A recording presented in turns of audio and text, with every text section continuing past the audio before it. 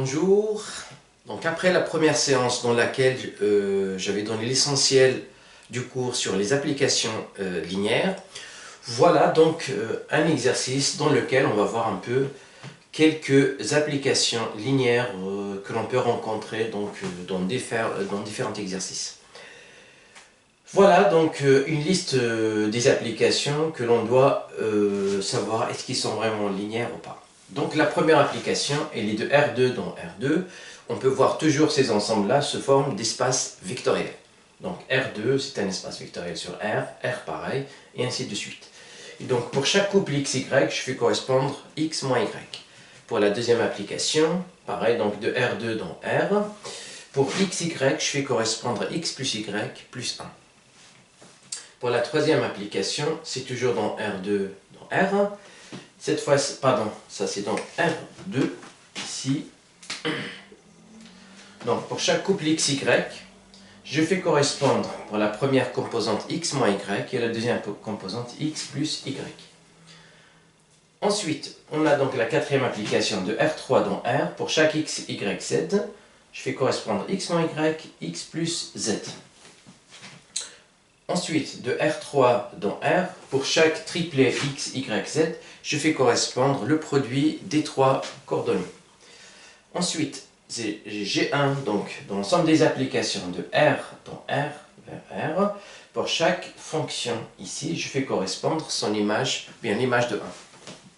Ensuite, ça, donc il s'agit de l'ensemble des applications de classe C1 de R dans R, donc à savoir les applications de classe C1 sont les applications qui sont dérivables et la dérivée, il faut qu'il soit continue. Donc C0, c'est l'ensemble des applications continues. Donc de F, je fais correspondre 2F plus F'. Ensuite, G3, c'est l'ensemble des applications continues sur R vers R. Donc pour chaque F, je fais correspondre l'intégrale de 0 à 1 de F de T, D de T. Et là, donc c'est l'ensemble des suites, donc ça va dans l'ensemble des suites numériques, donc l'ensemble de N vers R, dans R carré, pour chaque suite, je fais correspondre ces deux premiers termes, donc U0, U1. Et ensuite, donc j'ai l'ensemble des applications, bien l'ensemble des polynômes à coefficients réels, ici donc pareil, et pour chaque polynôme, je fais correspondre le produit de ces deux polynômes-là, x plus 1 fois P. Allez, on y va. Donc avant de commencer, alors je vais faire un petit rappel très vite, donc vu que bon, j'ai détaillé le cours sur la séance précédente, donc j'aurai besoin ici d'utiliser la caractérisation de l'application linéaire le plus souvent. Donc, alors, juste un petit rappel, très vite pour les élèves, bien pour les étudiants qui n'ont pas pu voir ma précédente vidéo. Donc, j'ai phi de E vers F, donc je vais supposer donc EF, ce sont deux cas espace vectoriel. Et donc phi est linéaire. Alors, si et seulement si. Donc j'ai deux points à vérifier. Il faut que f de x plus y est égal à f de x plus f de y. Donc avec x et y qui sont dans E. Et j'ai aussi donc f de lambda x. Il faut que ça fasse lambda f de x.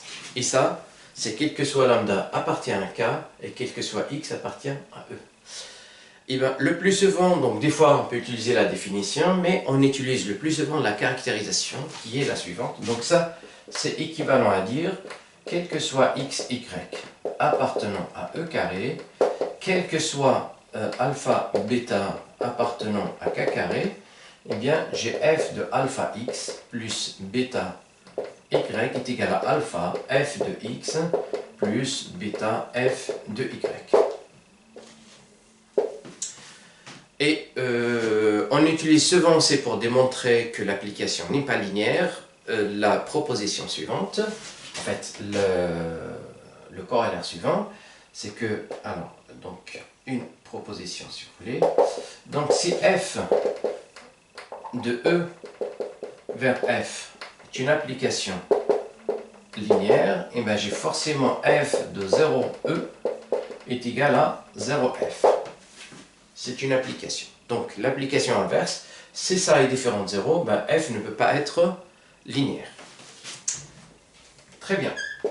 Allez, donc, on va voir donc, la première application. Donc, j'ai la fonction f1, donc f1 de R2 vers R. Pour chaque x, je fais correspondre, xy, je fais correspondre x moins y. La différence des deux. Eh bien, je peux utiliser les deux, mais là, donc, je peux utiliser les deux premières pour voir est-ce que c'est vraiment ça. Donc, je vais prendre ici, comme je travaille dans R, ben, je vais prendre deux réels et deux couples dans R2. Donc, soit, je vais prendre donc x, y et x', y' appartenant à R carré. Donc, ça, c'est un élément de R carré et ça, c'est un élément de R carré. Et je vais prendre aussi, je vais prendre, donc, si vous voulez, alpha, bêta, appartenant à R, qui est le corps de base. Eh bien, je vais calculer combien ça fait f de alpha x, y, plus bêta, x', y'. Je regarde combien ça fait ça. Alors, d'après le calcul dans R2, eh bien, ça doit faire f de donc, alpha x, alpha y, plus bêta x', bêta y'. Et donc, je vais additionner coordonnées par coordonnées. Je vais avoir alpha x plus bêta x', alpha y plus bêta y'. Et ça, par définition, donc ça fait la première variable moins la deuxième. Alors, ça va faire alpha x plus bêta x' moins alpha y plus bêta y'. Et donc là, après suppression des parenthèses et ensuite la factorisation, ben, je vais obtenir donc alpha x moins alpha y, donc alpha x moins y, puis après bêta x' moins bêta y', donc ça va faire bêta x' moins y'. Là, ça va faire alpha x moins y, pardon, moins y, oui, plus bêta x' moins y'. Et ça, x moins y, c'est exactement f de x, y, et là, b, f de y, de x', y'. F de alpha x plus bêta y, ça fait alpha f de x plus bêta f de y. Sachant ici que x, c'est le couple xy, et le y, c'est le couple x', y'. Et donc, on a bien cette identité, ce qui me permet de conclure que la première fonction, c'est f1, est une application linéaire. Donc, f1 est linéaire. Voilà pour la première fonction. Donc, elle est bien linéaire. Alors, on va voir la deuxième question. Donc, pour la deuxième fonction ici, bien la deuxième application si vous voulez. Alors, j'ai x, y, x plus y plus 1. Donc, il y a des ressemblances par rapport à la première. Mais on va voir, est-ce que c'est bien ça? Alors, le plus souvent, ce qui va gêner ici, c'est le 1 que j'ai ici. Et en plus de ça, il y a une autre remarque que je peux vous faire. Bien sûr que c'est celle-là, la contraposée de celle-là. Ben, regardez bien, c'est par hasard, donc x égale à 0 et y est égal à 0. Ben, je vais obtenir 1. Et le 1, ce n'est pas le 0 de R. Donc, ça me permet de dire que l'application F2 n'est pas linéaire. Donc, c'est ici.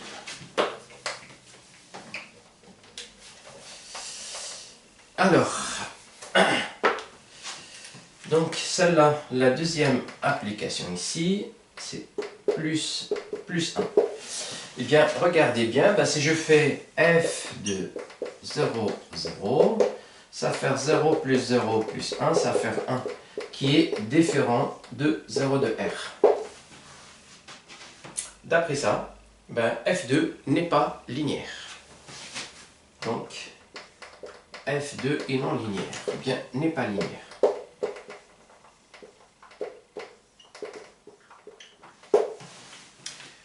Voilà pour la deuxième fonction. Donc, on va partir sur la troisième question. Alors, la troisième question, je vais effacer encore ici. Alors, la troisième fonction, donc, la troisième application plutôt, alors, elle va donc de R2 dans R2, pour chaque couple XY, ça va faire X moins Y, X plus Y. Eh bien, donc F3 de R2 dans R2, pour chaque couple X, Y, je fais correspondre X moins Y, ou bien moins Y et X plus Y. Eh bien, donc on va voir qu'il y a des ressemblances par rapport à ça, et ça aussi, donc on verra qu'est-ce que ça va faire. Donc je vais prendre, comme là je suis dans R2, ben, je vais prendre X, Y comme tout à l'heure, et X', Y', deux éléments de R carré, et je vais prendre alpha, bêta, deux scalaires, deux éléments de R. Et bien, je vais voir qu'est-ce que ça va faire. F3 de alpha x, y, plus bêta, x', y'. Et donc là, ça va faire. Donc, d'après les opérations que l'on a dans R2, et bien alpha xy, donc ça va faire alpha x, alpha y. Bêta x', y', ça va faire bêta x', bêta y'. Et en faisant la somme, ça va faire, donc à l'intérieur ici, donc ça va faire alpha x plus bêta x', puis après alpha y plus bêta y'. Et ça égale. Donc d'après l'expression ici de l'application F3, et ben, donc ça va faire x moins y, ça veut dire ça moins ça. Donc ça va faire, alors alpha x plus bêta x' moins alpha y plus bêta y'. Voilà. Et puis pour la deuxième coordonnée, ben je vais avoir la somme. Donc alpha x plus bêta x' plus alpha y plus bêta y'. Voilà, x moins y, x plus y. Ben, je vais écrire d'une façon un peu plus simple ici. C'est comme pour cette application-là. Et ben, donc là, ça va faire directement alpha x moins y. Ensuite, plus bêta x' plus bien moins y'. Et là, la même chose, donc je vais avoir alpha x plus y, puis après plus bêta x' plus y'.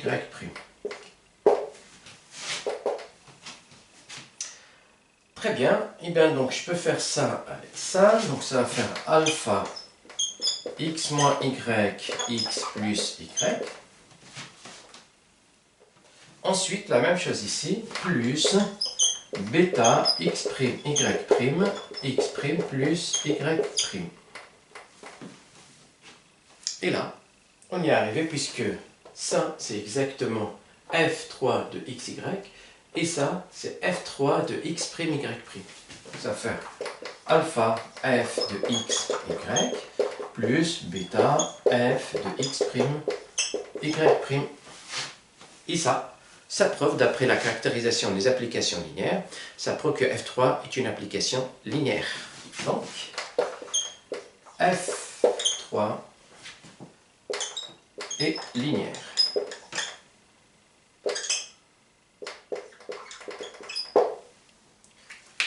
Voilà. Allez, on va voir donc la quatrième fonction ici.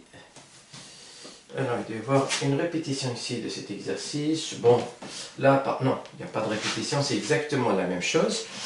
En faisant donc x, y, z, x moins y, x plus z, eh bien, c'est exactement la même chose, même si on a ici alors, trois variables. Bon, je vais le refaire très vite. Alors, F4, il y a des ressemblances ici. Et donc, je vais aller légèrement un peu plus vite. Donc, R3, X, Y, Z. eh bien, je vais prendre donc ici x, y, z. Donc j'ai x moins y, x plus z. Eh bien, je vais prendre ici donc x, y, z, puis après x', y', z', deux éléments de R3. Donc toujours R3, on le voit sous forme d'espace vectoriel sur R. Eh bien, je vais prendre donc alpha, bêta de scalaire. Eh bien, F4 de alpha x, y, z, plus bêta x', y', z' égale. Donc ça, par définition, c'est donc des lois que l'on a sur R3. Eh bien, ça va faire F4 de alpha x, oui, donc alpha x plus bêta x', ensuite alpha y plus bêta y', puis après alpha z plus bêta z'. Donc en appliquant cette application ici, eh ben, ça va faire la première variable moins la deuxième, donc ça veut dire celle-là moins celle-là, alpha x plus bêta x' moins alpha y plus bêta y'. Et puis pour la deuxième variable ici, donc c'est x plus z, donc la première plus la troisième. Ça va faire alpha x plus bêta x' plus alpha z plus bêta z'. Et c'est comme tout à l'heure, ben je vais faire donc alpha, ça avec ça, donc je vais avoir alpha x moins y, puis après plus bêta x' moins y'. Faisons donc alpha en facteur ici et bêta en facteur. Et là, la même chose, donc je vais factoriser par alpha, entre ça et ça, donc on va avoir alpha x plus z. Et là, je vais mettre donc bêta en facteur ici, x' plus z'. Et bien voilà, donc c'est comme tout à l'heure, entre ça et ça, je vais sortir alpha à l'extérieur pour avoir donc x moins y, x plus z, plus, je vais sortir donc bêta entre ça et ça à l'extérieur pour avoir x' moins y', x' plus z'. Et voilà, on arrive puisque ça c'est exactement F4 de x, y, z. Et ce que j'ai ici, c'est exactement pareil là. Donc c'est bêta f de x', y', z'. Bingo, c'est arrivé puisque on vient de prouver que F4 est aussi linéaire. Donc F4 est linéaire. Alors, j'avais donc oublié de vous dire que là, lorsqu'on avait démontré ici que c'est une application linéaire, vu que l'espace d'arrivée, donc c'est l'espace des réels ici, et donc là il s'agit bien d'une forme linéaire. Donc voilà, ce qui n'est pas le cas ici bien sûr. Alors on va voir maintenant, on va passer donc à F5. Donc pour F5, regardez bien, alors je vais effacer pas là. Alors donc j'avais oublié là pour l'exercice 4, donc c'était 2, je vais effacer là parce que là, on va passer à x, y, z. Donc pour F5, eh bien, on va voir qu'est-ce qui se passe ici. Est-ce qu'il s'agit bien d'une application linéaire?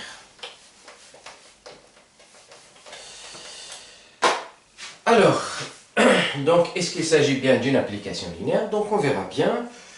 Alors, on va voir qu'est-ce qui se passe. Donc, déjà, je vois, par exemple, si j'ai un coefficient ici, donc je vais faire entrer là et là, là. Je vais prendre ici. Ça, c'est F5 de x, y, z qui va faire x, y, z. Si j'ai un coefficient ici, par exemple, 1, 2 et 3, ben là, donc il va y avoir une multiplication pour chaque facteur. Donc si je prends, regardez bien, f par exemple de 2, alors déjà, je vais prendre donc x, y, z appartenant à R3 et je vais prendre un lambda qui appartient à R. Alors, regardez bien, je vais voir, est-ce qu'on vérifie le deuxième point dans la définition de l'application linéaire. Alors ici, f5 de lambda x, y, z égale à f lambda x, lambda y, lambda z. Et là, qu'est-ce qui se passe? Donc ça va faire lambda x, lambda y, lambda z. Donc ça va sortir en lambda 3, x, y, z. Donc si lambda égale à 1, il n'y a pas de problème. Mais si par hasard, donc si je prends lambda égale à 2, qu'est-ce qui se passe? Donc je vais avoir f de 5, par exemple, f5 de 2, x, y, z. Ça va faire 8x, y, z. Et ça, c'est différent de 2x, y, z. Donc, différent de ça, qui est égal à 2, f de x, y, z. Et voilà, donc ça prouve bien que l'application f5 n'est pas linéaire. Donc, f5 n'est pas linéaire.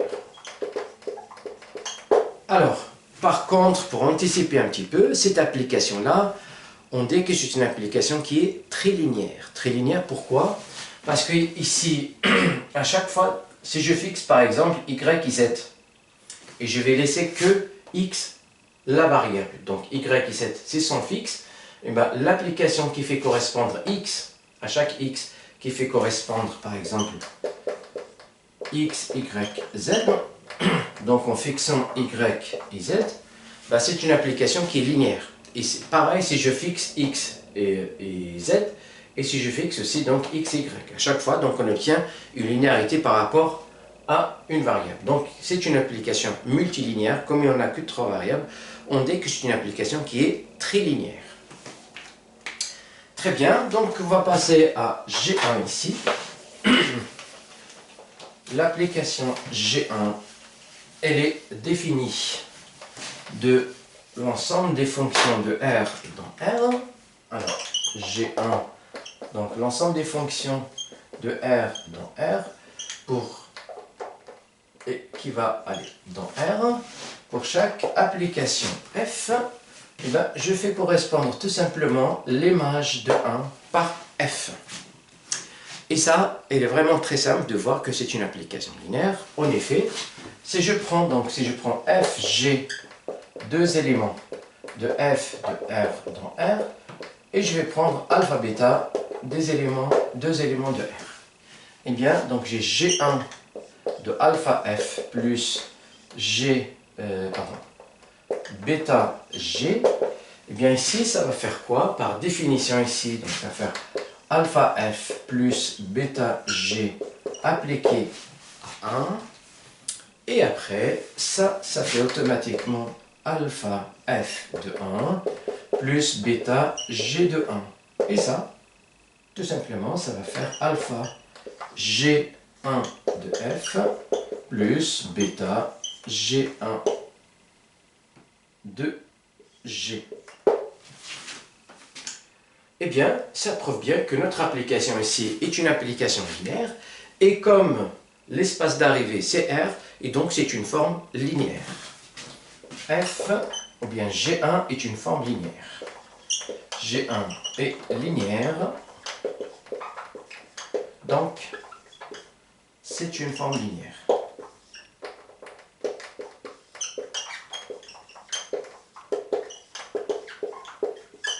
Voilà, on change de terme, donc...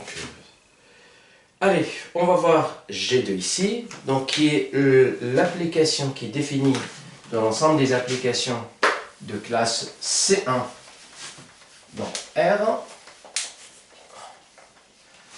Allez, pour G2,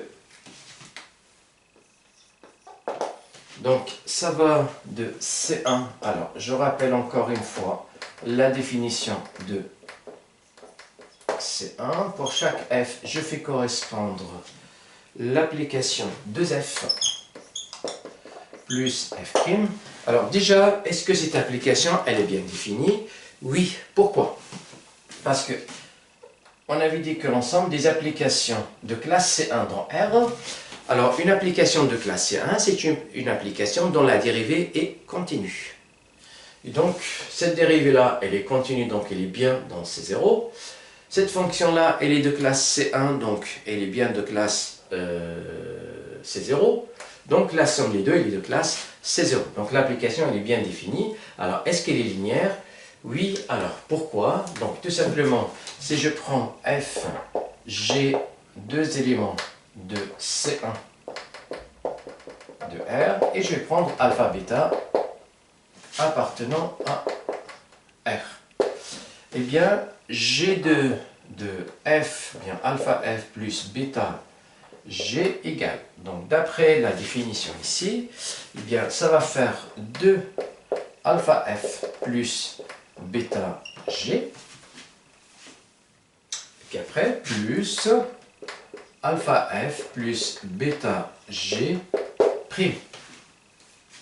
Et on connaît très bien les propriétés de la dérivée, puisque là, ça va faire, alors, donc ça va faire 2 alpha f plus 2 bêta g, et là, ça va faire alpha f' plus bêta g'. Puisque la dérivée de la somme, c'est la somme des dérivées, et comme alpha et bêta sont des facteurs, ce sont donc, ils ne sont pas, donc, ce sont des applications constantes, et ben on ne les dérive pas, donc on va juste les sortir de la dérivation, d'après les propriétés de la dérivation. Et bien à partir de là, donc je vais mettre alpha en facteur entre ce terme-là et celui-là, je vais avoir alpha 2f plus f', et entre celui-là et celui-là, je vais mettre bêta en facteur, je vais avoir 2g plus g'. Bingo! Puisque là, c'est exactement G2 de F, et là, c'est G2 de G. Je vais avoir alpha G2 de F plus bêta G2 de G. Et ça, c'est exactement la caractérisation d'une application linéaire, et ça permet de dire que G2 est linéaire. Donc là, G2 est alors linéaire.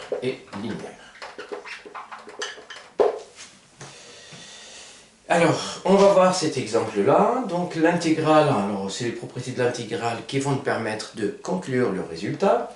Eh bien, pour G3,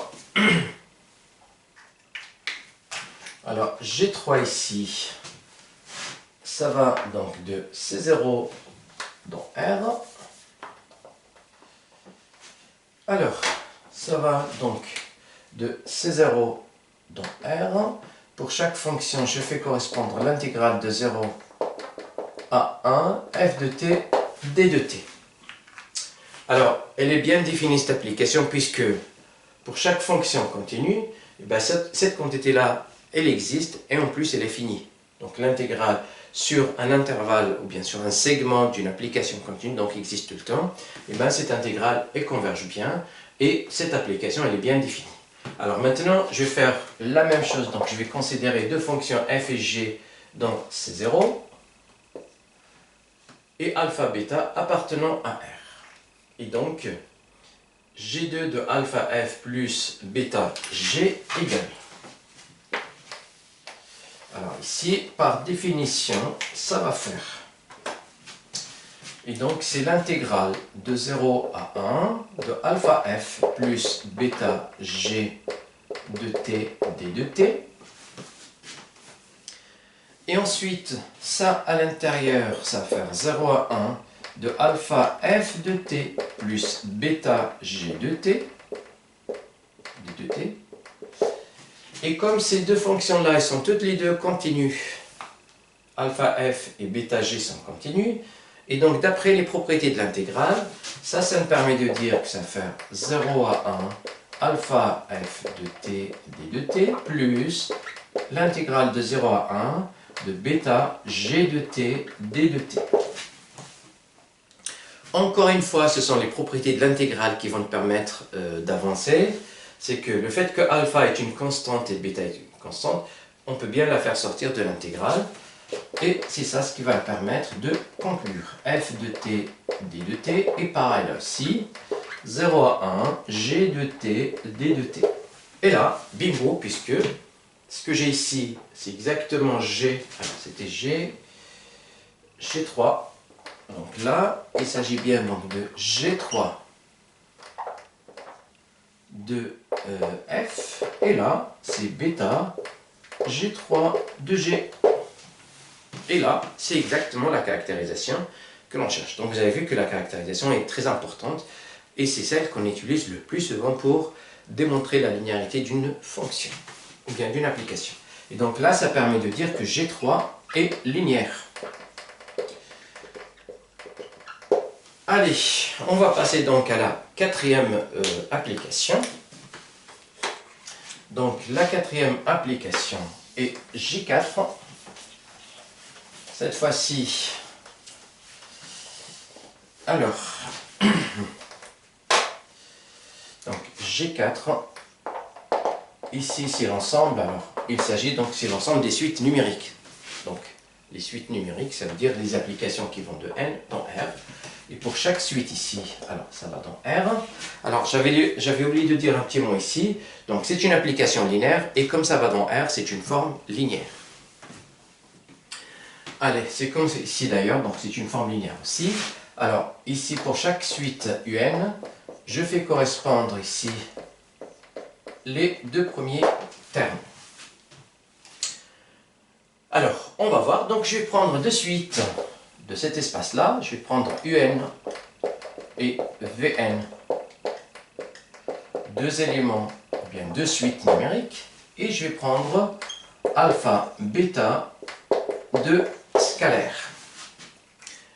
Alors ici, je vais voir qu'est-ce que ça va faire G4 de alpha UN plus bêta VN.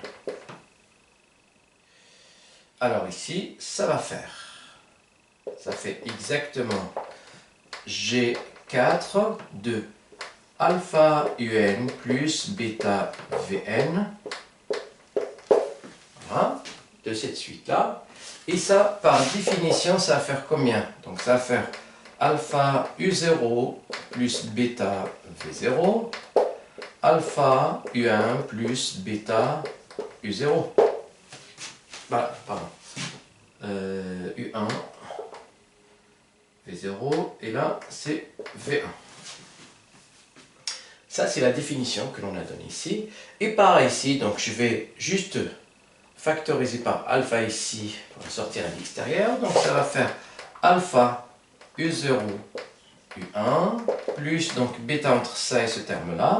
Ça va faire bêta V0, V1. Bingo! Puisque là, c'est G4 de UN, et là, c'est G4 de VN. Donc, alpha G4 de UN plus bêta G4 de VN. La caractérisation me permet de dire que G4 est linéaire. Et on va entamer maintenant le dernier, ou bien la dernière application. Donc la dernière application, donc G5, alors cette fois-ci, ça va être une application qui va de l'ensemble, bien de l'anneau, de l'ensemble des polynômes, ou de l'espace vectoriel des polynômes, de R de X vers R de X. Pour chaque polynôme P, je fais correspondre le produit suivant. Alors, c'est bien défini puisque là, c'est un polynôme et x plus 1 est un polynôme, et on sait que le produit de deux polynômes est un polynôme aussi. Donc, elle est bien définie. Alors, la linéarité donc, se démontre facilement ici, et encore une fois, c'est par la caractérisation. Donc, je vais prendre PQ, deux polynômes appartenant à R de X, et je vais prendre donc alpha, bêta appartenant à R, deux scalaires. Eh bien, G5 de alpha P plus bêta Q égale Et ça, par définition de l'application G5, ça va faire x plus 1, alpha p plus bêta q. Et ça, après le développement ici, donc là, ça va faire alpha x plus 1 p plus bêta x plus 1 q. Et donc, il est très simple de voir que ça, c'est G5 de P, et ça, c'est G5 de Q. Donc, ça va faire alpha G5 de P plus bêta G5 de Q. La caractérisation des applications linéaires ne permet encore une fois de conclure que G5 est une application linéaire et linéaire. Voilà, donc vous avez vu les différents, donc ça à force, donc avec, je veux dire donc avec la pratique et avec des exercices, vous ferez toujours une idée peut-être à l'avance pour savoir quel chemin ou bien quelle méthode ou quel procédé qu'il faut faire. Donc on voit ici alors ça, donc vous allez voir plus tard qu'on voit facilement qu'il est linéaire juste à vue d'œil comme ça, même si c'est une forme linéaire. Là, il y a un ici, alors vous allez voir dans un langage un petit peu plus développé. Donc là, il s'agit d'une application affine. Et là, donc on voit très bien qu'il y a deux parties ici qui sont réelles, donc enfin c'est une application linéaire. Là, il y a vraiment une ressemblance entre les deux. Et donc là, on va le voir que si on a une constante par laquelle je multiplie x, y, z, ben là, il faut que la constante soit multipliée, en fait, soit donc en puissance 3. Donc ça ne peut pas être linéaire. Et là, c'est très connu aussi, donc en fait, ces applications, en fait, ces formes linéaires, ils sont très connues. Et là, la dérivation, donc là, il s'agit de deux applications linéaires. Donc la première, c'est la multiplication par 2, donc c'est une application linéaire. Vous allez voir aussi ici la dérivation que j'avais évoquée dans un exemple, dans l'essentiel du cours que j'avais donné. L'opération, bien l'application qui permet de lier chaque fonction, bien qui envoie chaque fonction sur sa dérivée, et les linéaires. Là aussi, vous allez voir ça, donc surtout, c'est pour l'étude des fonctions, enfin, des relations, ou si vous voulez, donc des suites récurrentes d'ordre 2. Vous allez voir qu'on peut avoir des bases, des suites qui vérifient ça. Et là, encore une fois, ben, c'est juste, donc, j'ai multiplié par une constante, si vous voulez, le polynôme P. Voilà, donc on arrive à la fin de cette série d'exercices. Et donc, si vous avez des questions, n'hésitez pas à m'en faire part. Sinon, donc, je vous souhaite une très bonne journée et à très bientôt.